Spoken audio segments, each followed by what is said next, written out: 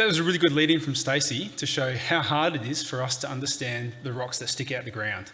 So the big question then is, how do we understand the rocks that don't stick out of the ground? And so this is what we're trying to address through our collaboration with the MinEx CRC. So what I'm going to talk about now is mostly some of the background work on what we're doing and why we're doing it, and then Tom's really going to, he's going to give you the fun stuff. He's going to show some of the results.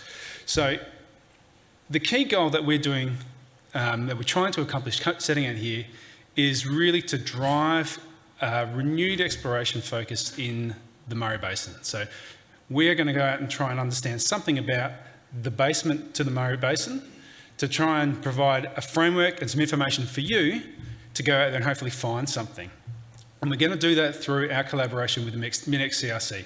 So the MinEx CRC is the world's largest mineral exploration-related collaboration, research collaboration, and the Geological Survey of South Australia is a full participant in that, and as part of that, it means that we are involved in the National Drilling Initiative, and we get to use some of the cool technology that is being developed as part of the CRC to actually undertake some drilling. So I'm going to talk a bit about that now. And what we're trying to do, as we said, is come out in this area which hasn't been looked at in probably the last 20 years. I think it was the last time a drill hole was put out in the Murray Basin, something like that. And we're trying to understand what we can get from picking out what we know from the geophysics and what the work that Tom has already done in providing a new interpretation.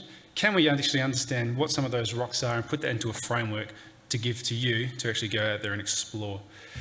Now, the way we're going to do that is through two programs. I've just jumped ahead. Two parts. We've got a region in the south, the Eliwana region, and then we've got a region in the north, which we've called the Kwandong Vale region. And these two areas are targeting different parts of the basin, different parts of the belt beneath, so that we can get an overall picture across the entire Berry-Delamerian out there. So, what are we going to do first? First, we are looking at the Eliwana. So we are drilling out here as we speak. As Carmen said, Liz is out there womaning the rig at the moment. Now, this is a program that we're running initially as a conventional program. So we are running a mud rotary diamond drill program. We have about 10 drill holes that we think we're going to get out through this region, and it's covering off on a traverse through the different various parts of the geology out here. Now, instead of me just standing here and talking about this like this, we thought we'd do something a bit different and actually take you into the field to someone in high visibility who's always, they know what they're talking about, to tell you about this. So fingers crossed this works. Here we are at Windy Borrika, just outside of Karoonda, literally in the field. So here on the traditional lands of the River Murray Mallee people. Behind us, you can see the conventional rig we've got running for the program. So this is a DDH1 rig. It's running a mud rotary diamond program. It's going to do up to 10 holes for us. So far, drilling's been going okay. Very happy with production rates on the rig. We've certainly had some challenges in the cover. The rods have certainly been stuck a few times, particularly trying to pull out casing. But all in all, things are going well and we're quite happy. So we're about to head over now and have a look at the CT rig. Back to you in the seat. So, a couple of that. There's more to come. So while he drives over to the CT rig, we'll give you a quick rundown. So part of what we're doing out here is really about pulling through the technologies from the MinEx CRC. So it's working as the Geological Survey organisations being part of the NDI is really about trying to pull through some of the new technology that the MinEx is trying to develop. So what we're doing out here is running advanced field trials of the CT rig, because ultimately we would like to be using the CT rig to drill these regions undercover, quickly, cheaply, safely. So the CT rig has not really been used for this sort of program before. It has undergone a lot of changes since it came out of the DET, including things like the HPS. And so why don't we throw back to the field and see what it's all about now. Thank you. It's great to be back. Good to see so many people in the audience down there. So here we are on hole 4. Behind me you can see the CT rig and the setup here. The MinEx program running its final field trial here out in part of our Delamerian program before we head north. So with me now is Soren So. Soren's the man with the plan for MinEx CRC and he's going to tell us what it is we're actually looking at here. First, I would like to say that the Minex team is delighted to be out here drilling in the Delimerian with the Roxplorer 500 and the hydraulic processing system that processes all the drilling fluid and mixes up the drilling additives. We are on the last day of the third week of the drilling, and we've till date drilled 1,500 meters.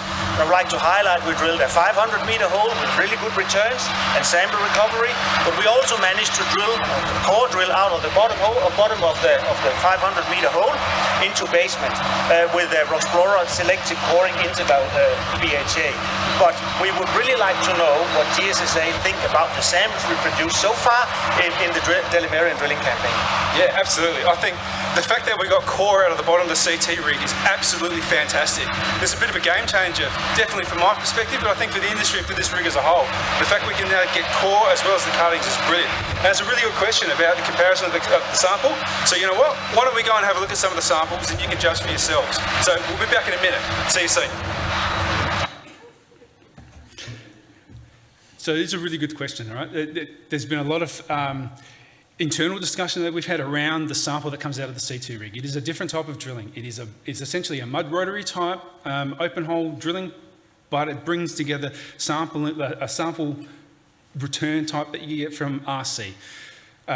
The fact that it didn't have a core capability was a bit of a thing for us because as a surveyor, as a geologist, we really wanted something that we could know exactly what it was. It was constrained, that had field relationships. So the fact that we now got core is fantastic. What this has meant is that we've had to think about how we analyse the data, and so this is to give you a quick idea of some of the things we've had to do. We are learning about how to deal with the sample from the CT rig, and we're working through that workflow, but we're also capturing a whole bunch of field data as we go so that we can deliver that data to you more quickly. So things like making sure that we've got all the different sample types that we need, images, geological logs, portable XRF. The XRF is really key out here to help us interpreting the geology. Magnetic susceptibility, and we're also doing wireline petrophysics, so we're getting gamma and a full gyro on the holes. The diamond holes are oriented, but we're also going to run full suite petrophysics on a number of the holes as well. So they've probably got over to Borica now, so let's go back and have a look at some of the sample. Okay, and here we are now at our core farm here in Borica, the lovely Borica Oval, and behind me you can see some of the sample that we've got from the program. So here we have some of the wonderful porphyritic lavas and things that we've just gotten out of the hole number 3. Fantastic core we've got from DDH1. But what we wanted to show you was some of the comparison between the CT samples and the mud rotary in particular. So here I've just got a few examples of some of the sequences here. So this is the Loxton sand. You can see here CT at the back, mud rotary samples at the front. Coming into a different formation here into the limestones, the Murray group. Looks like limestone. Not a similarity between the two samples. Very happy. And then getting down into the muds and sands deep into the basin in the Renmark group. So all in all, we're pretty happy with the sample coming out of the CT rig. It's lining up very well with what we see from the traditional drilling, and all in all, it's good. But now let's go and have a look at some of that core. So you can tell he's a hard rock geologist because it looks like limestone. And here we are back now with Soren, and this here is the first example of a full run of core that we've got from the CT rig. And you know, I must say I'm pretty impressed with this and very happy. As we said before, you know, this is a game changer if we can get core from the CT rig. It's in sediments, meta sediments or low grade sediments. Its BQ size a little bit skinnier than the NQ that we're getting from the diamond rig, but it's really encouraging that we're actually able to achieve this, and I think that's looking good for us moving forward and on with the program. Soren, what do you reckon? In our previous attempts, it was not possible for us to make full core runs with the CT rig, and we got a small length of core out.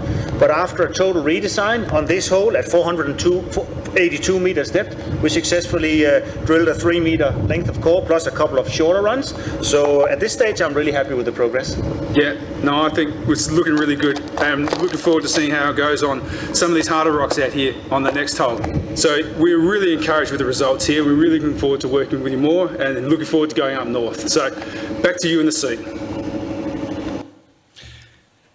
And we really were looking forward to seeing what came out of some of the harder rocks. And the very next hole that we drilled, you can see on the top here, was actually a granite. So we've actually got a full run of core from the CT rig, from the core barrel, in hard rocks. So it's really encouraging. So where to from here?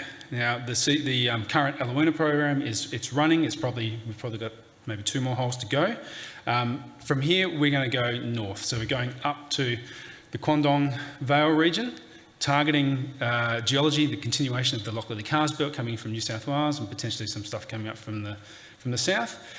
And the plan here is that this is going to be a full CT program. So we are taking the CT rig up north, hope to get something like 15, 20, 25, where's Dave? 25 holes maybe, through this region to give us a really good coverage of data under what is, probably cover somewhere between 100 to about 300 metres thick.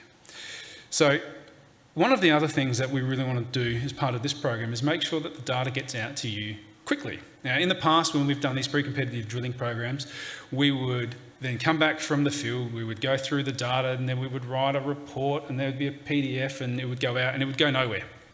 So, well, it doesn't go nowhere. People have a look at it, it's great, can't really use it.